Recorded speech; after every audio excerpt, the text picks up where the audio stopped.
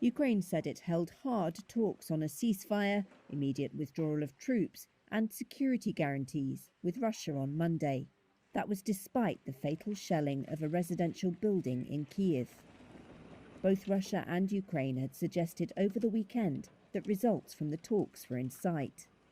But Ukrainian negotiator Mikhailo Podolyak said he still believed Russia had, quote, a delusion that 19 days of violence against peaceful cities is the right strategy.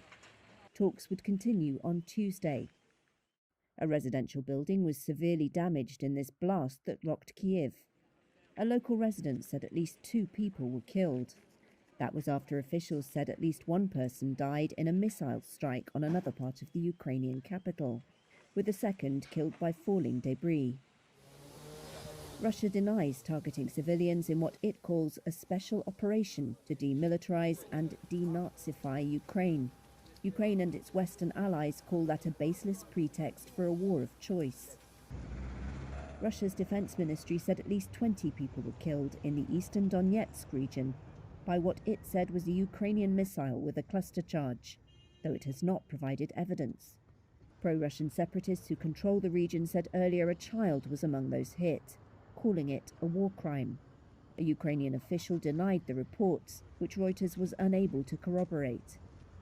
The UN Human Rights Office said its monitors in Ukraine had confirmed the deaths of at least 636 civilians, including 46 children.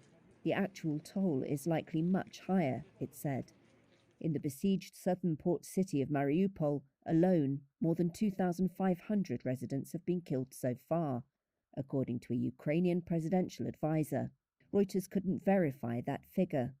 This drone footage of Mariupol was filmed by Azov, a former right-wing paramilitary which is now part of Ukraine's National Guard. The configuration of the buildings matches satellite photography. The Kremlin said everything was going to plan after one of Putin's closest allies, National Guard Chief Viktor Zolotov, said the operation was going more slowly than hoped.